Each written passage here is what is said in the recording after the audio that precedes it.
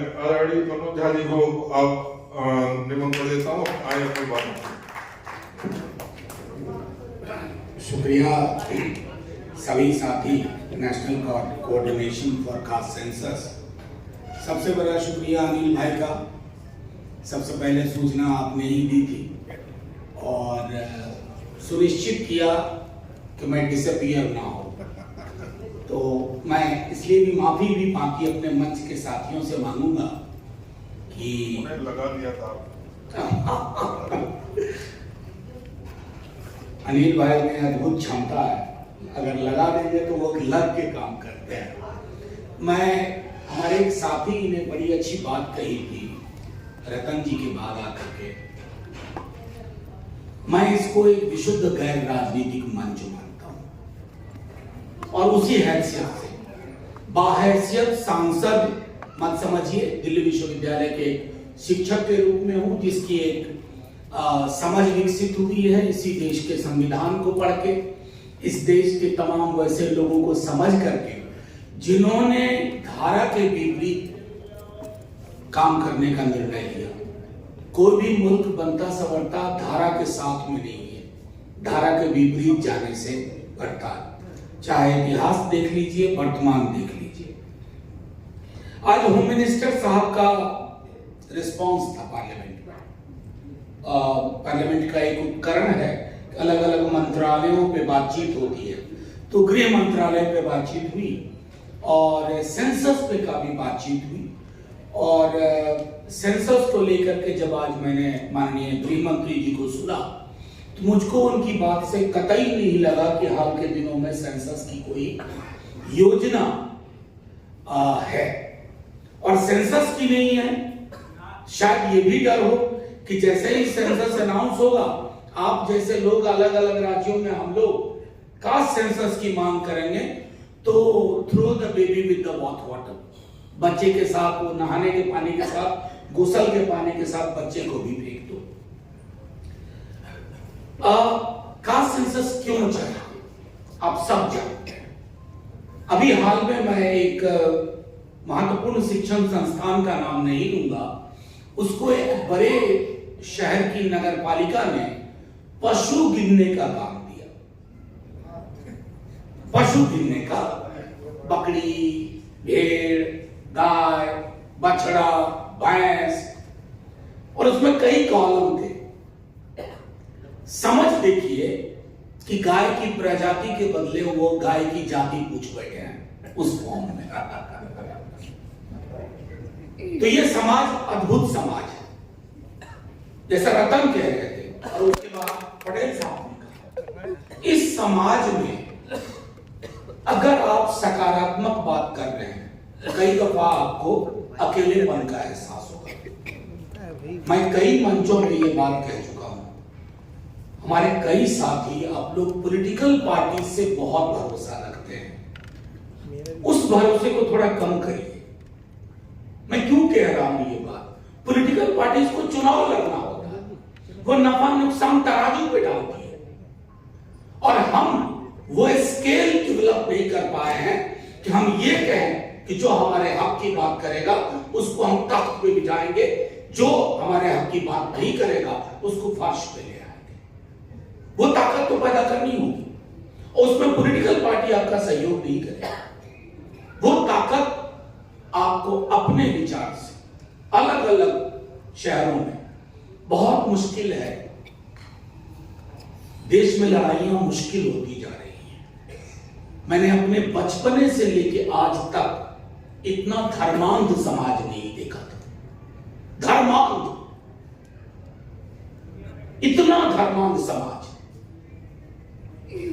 ये समाज बाबा साहब भीमराव अंबेडकर को अप्रैल के दूसरे सप्ताह में माल्यार्पण कर देगा, लेकिन अंगीकार नहीं करेगा।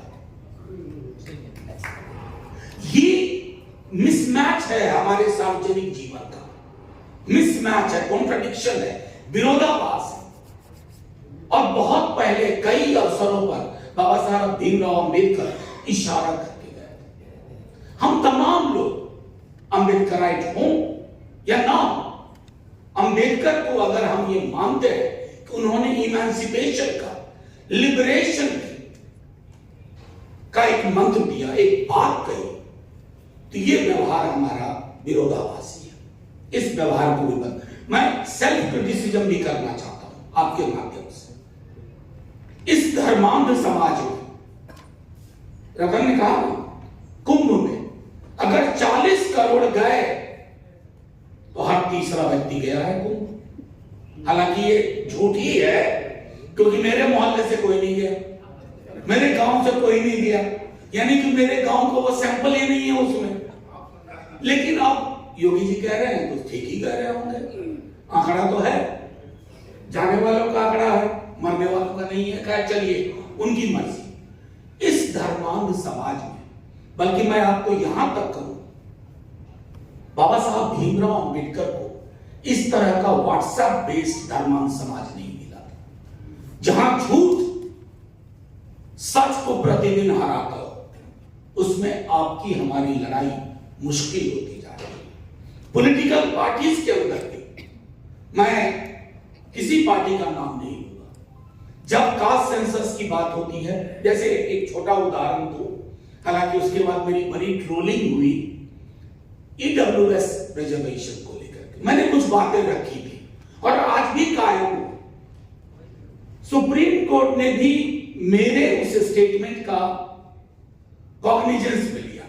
मैंने कहा दस्तावेज कौन सा है? मंडल कमीशन आया तो आपके पास दस्तावेज था। इस केस में आपके पास कौन सा वो सर्वे, कौन सी वो स्टडी है, एथनोग्राफिक स्टडी हो, एथ्रोपोलॉजिकल स्टडी हो, कौन सा है? कुछ भी नहीं। व्हाट्सएप फॉरवर्ड से पॉलिसी डिसीजन हुआ। चलिए, जुडिशियरी को भी हम सब जानते हैं, नकदी नहीं मिलती तब भी जानते थे, नकदी मिली तब भी जानते हैं। मैं सिर्फ इतना कहना चाहूंगा कि ऐसे माहौल में आपकी लड़ाई, सिविल सोसाइटी की लड़ाई बहुत महत्वपूर्ण है। पॉलिटिकल पार्टी साथ रहें तो लड़िए, ना साथ रहें तो लड़िए। ताकत पैदा होगी,